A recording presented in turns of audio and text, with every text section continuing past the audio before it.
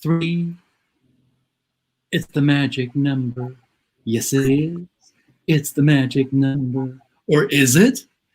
Welcome, everybody, to Chaps, Many Cultures. Today we'll talk about the cultural relevance of numbers.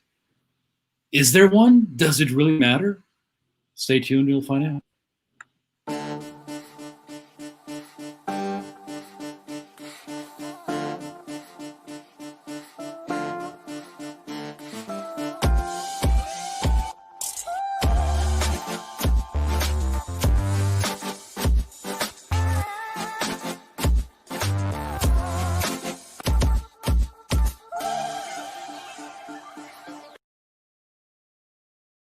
Hey, hey, hey!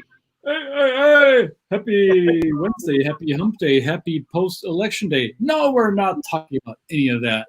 It is Two Chaps, Many Cultures, live from the Two Chaps studio complex, wherever in the world that may be. And it is what episode is it, Brett? It is episode 88. And that is relevant how? No, it's not. I think it's a nice number. No, it's relevant. It's relevant. A couple of numbers are relevant. And we have some relevancy, especially because I learned, when I first went to China, I thought it was just coincidence that the company I was working with was on the 8th floor at Suite 808, and the address was 800 on the road, on the road that I thought this was fascinating. I thought, oh, well, that's all very good. And then I realized that the wonderful lady who was in charge of that office said to me, no, this is really so we can get some really good employees. How about that? And I went, what's that got to do with it?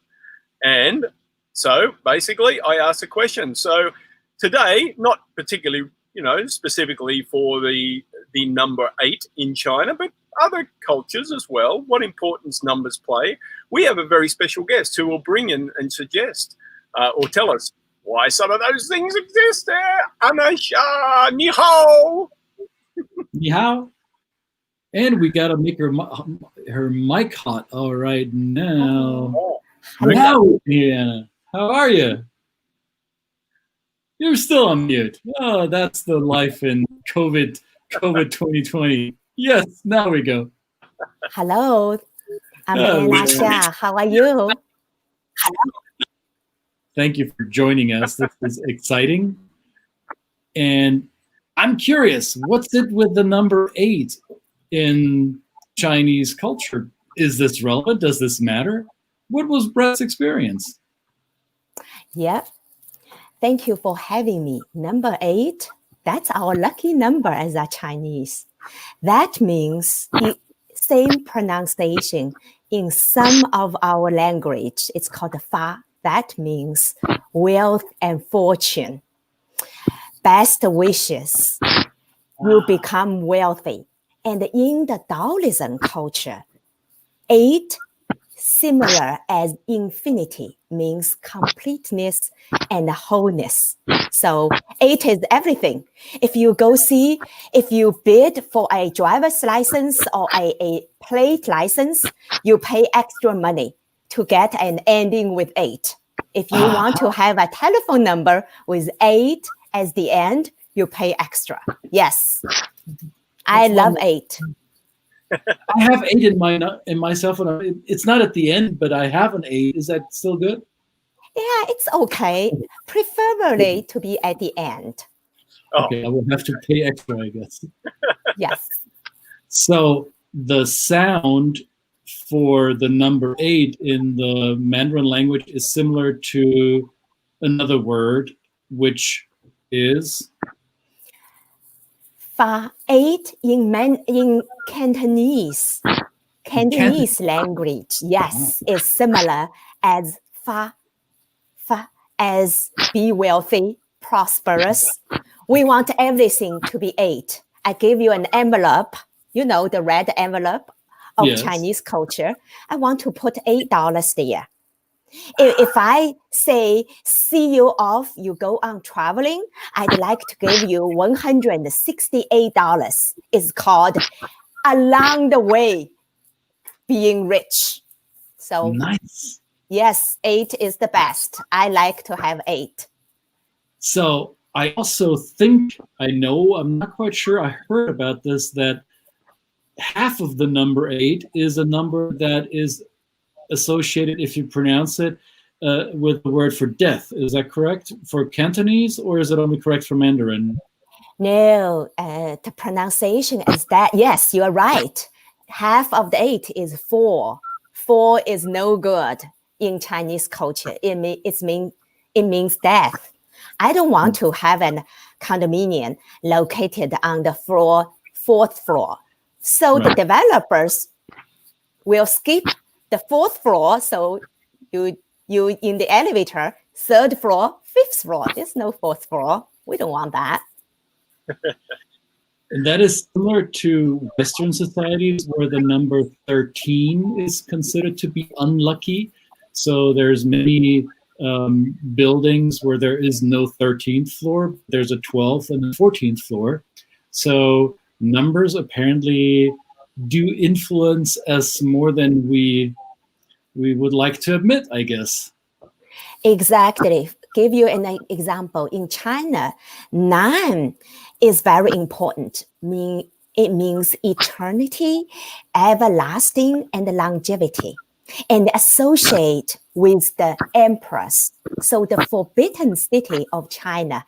Guess the palace, how many rooms it has? Take a guess. 8. Going with 9, right? 9,999 rooms. Oh, Eternity for the emperor family. nice. Great. Yes. Can you guys hear me? We can hear you. You come in a little bit with a delay, Brett, but we're okay with that, right? It's Well, I'm often talked about being behind. That's fine. I can catch up later. But yeah, no, this is fascinating. So my experience in China, which I learned obviously because I like to ask questions, I found out. And of course, in terms of everything I did after that, even in my current life, I find myself, wow, this is a pretty good, fun thing to do. Everything that I do now has some aspect of 8 in it. I love it when 8s pop up in my life. So you've had this, my experience, at least doing business there, has been one of, I just tend to do it, whether it's true or whether it's just superstition or not. But obviously in a lot of other cultures, maybe 8's not a lucky number. Maybe 8 is not so fortunate, or maybe it has other connotations. So, this is what we talk about. This episode is about thinking about numbers and its place in a culture, the way that people kind of think about numbers and how they show up, whether they do show up, whether it's important they show up, whether it's not important they show up. No, what about for you, Christian? I mean, I think you mentioned something before about the number 8 in German culture. Yeah, and this is, I wouldn't say in German culture, it's more in Germany as a society as of today. It's the number 8 and the number 1 are not necessarily special in German culture. However, due to Germany's history in the 20th century, the numbers 1 and 8, if they're used in a certain combination, they will be frowned upon. So when Anna said you want to have the number 8 as the last digit on your license plate, most German communities, most German departments of motor vehicles will not issue a license plate with the number 18 or number 88 on it, because in the Latin alphabet, in the alphabet that we use in most European-based languages, in the Latin alphabet, position 1 is the letter A, and the position 8 is the letter H. So AH are the initials of Adolf Hitler. So in neo-Nazi culture, those people who, for whatever deranged reasons, are holding on to the ideology of the Nazis, these numbers 18 and the number 88, the number of today's episode, you can only, I'm not going to say it out loud because it will hurt my brain if I do it, but there are two words that both start with the letter H in Nazi ideology. So these numeric codes, 18 and 88, they carry a meaning for these people with a certain political inclination. So most DMVs in Germany, if not all, will decline giving you a license plate that has 18 or 88 as the alphanumeric code on it. So numbers and their meaning could change quickly depending on what a group of people decides to be a positive meaning or a negative, unfortunate meaning, right? It's fascinating. In my country, you want to get a license plate or license with 88, you have to probably pay extra to get it. Yeah. So for Chinese people in Germany or vice versa, this may create a conundrum. it may create a conundrum, and yet there will be the person at the office where you come to request your 88. They will explain it to you in no uncertain terms why that won't be possible. It may not satisfy your desire to have that number on your license plate. There's other ways you can embrace the number 8, as in most. I don't know. This is a question I can't answer, but the mathematical symbol for infinity looks like a number 8, and the Arabic number 8 flipped by 90 degrees. So that symbol seems to be universal, right? Yeah. Okay. Yeah. So that's why we said it represents wholeness in Taoism. So, yeah, it's fascinating on the number. For Chinese, we also have other numbers. For example, 6 is very good. It means flow well. So yeah, you flow. So everything going smoothly. Yeah. There's also the dozen, the number 12 in many Western cultures. The dozen is seen to be, even though it's not in the decimal system a logical step, but 12 seems to be something, I don't know, catchy. The baker's dozen, like 12 loaves of bread. I guess it comes from Christianity, maybe, the 12 apostles, maybe? I'm not quite sure. Brett, do you have an idea why the dozen is favored in many Western cultures? Yeah, I don't know. That's good. Well, it might be, but then of course, I always heard about the baker's dozen, and the baker's dozen is 1 plus 12, meaning the baker gives you an extra bread roll in your packet, right? And that's a 13. And then some cultures say that 13 is an unlucky number. Yes, we don't want to say 13, so it's the baker's dozen, right? So we don't have to say 13. You don't have to say 13, just like you probably wouldn't have a 4th floor on a hotel or something like that. So, yeah. Anna, you can maybe answer this, because I've been struggling. I've known for years that the number 4 is not good in Chinese culture. No. And there is a famous German car manufacturer of which I happen to be a fan. I like their products. I like driving BMWs. And one of their models is the 4 Series. So I think they are marketing that vehicle as the 4 Series in China as well, aren't they? Yes, they do. Isn't that totally? Isn't that stupid? I wouldn't say stupid.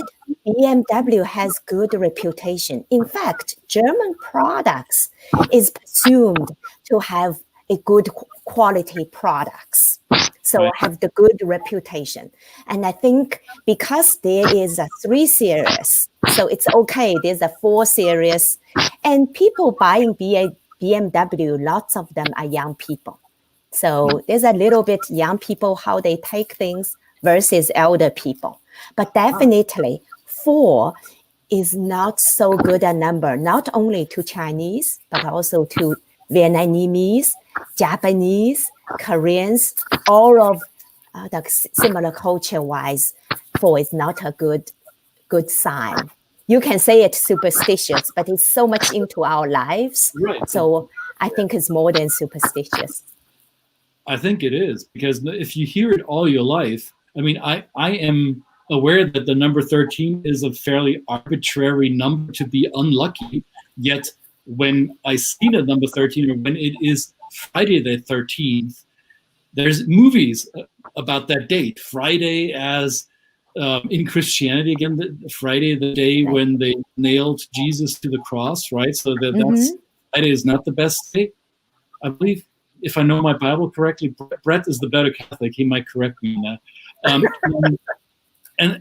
And then 13 is the unlucky number, right? So it is so deeply ingrained in our upbringing that it's, as you said, Anna, it's more than just superstition. It becomes reality, so to say.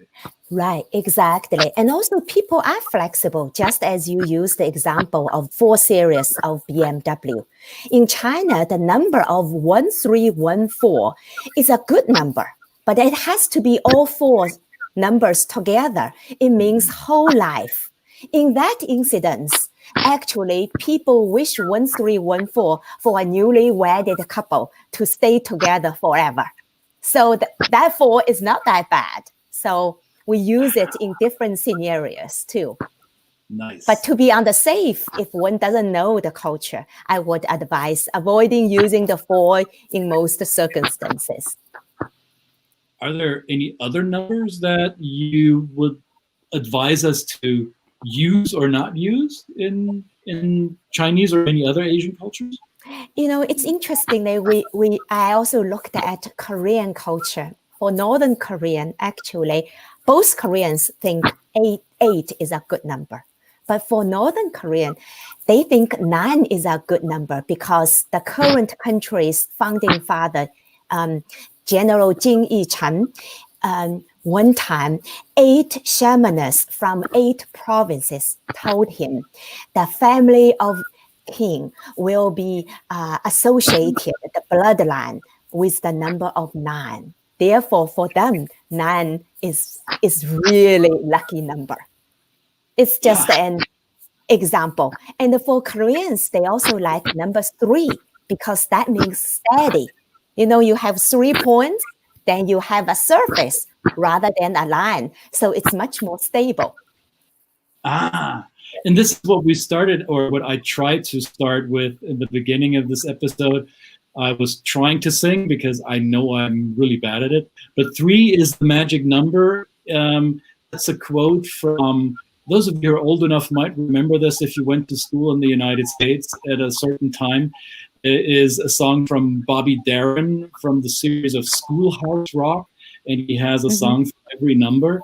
And the song 3 is the magic number became popular even after the 1960s and 70s because it was used as a sample in a hip-hop track in the early 90s by a band called De La Soul. So that's how I learned of it, because I didn't go to school in the 1970s, but 3 is the magic number in many Western cultures as well. Right. For example, Japan, 9 means agony. It's similar pronunciation. So people avoiding, and 4, they don't like that neither. But they prefer 7 and 8. So it shows different country with different languages. The languages influence to people's culture and preference is integral part of that. Right. Well, we would like to see the comments, because you're watching this either live right now or in the replay. And when you watch the replay, it will still be right now because you're watching it. We'd like to see your comments pop up underneath this video screen. What are some of the positive number associations that you have in your culture? What are some of the negative numerical associations? I'm curious. We're all curious to learn from your culture. We highlighted a few Eurocentric and Asian-centric numerical associations, but maybe there are some in South America, in Africa, in the Middle East, wherever in the world you are or have cultural connections to. We're curious to learn from you. What are some of the numbers that are good or maybe not so good? Absolutely. And I hope you can display this for us, because I'm such an ignorant when it comes to Chinese culture. I own this. I will admit it, because that's not one of the cultures I've had much interactions with. However, I learned something of Chinese numbers that is, I would say, a big step in development and advancement that we in the Western world never developed. In Chinese culture, you can count to 10 using only one hand. We Westerners somehow never learned this. We always need both hands to count to 10. So how do you count to 10 with one hand in China? 1, 2, 3, 4, 5, 6, 7, 8, 9. Okay, 10 is 2 because it's double digits. Oh, so you need this. But what is this when 10. you make a fist? 0. 0. Okay. So the advantage being, I think, one big advantage of this system is that if you're doing business in the market, you hold your money safely in one hand and you signal the price with the other hand to your potential customer. You don't have to drop your money in order to make the next transaction. Genius, China. Genius. Well, we do negotiate price a lot, any occasion as we are allowed. Nice. Yeah, in a wonderfully storied culture like China, with 5,000 ideas of history, they've had plenty of practice at it. So, absolutely. Takes time to learn. Takes time even for me. Yeah. So, great. Thank you, everybody. Brett, are you still with us? Can we see you, but we're not really sure if you froze up or if you're just... Okay. Well, I'm still here. Can you hear me? We can hear yes. you. Your video doesn't cooperate with you. That's not cooperating. So thank you very much, Anna. Good to see you again. Thank you for coming on. And this is Two Chaps, Many Cultures. And how do you say 88 in China? The proper way of saying 88 in Mandarin. 88. 88. 88. Yeah. 8 means 8. That's Mandarin. Wonderful. Thank you, everybody. See you next time. In German, just if you cared, if anyone cared, 88 is 88. All right. And in Polish, 80.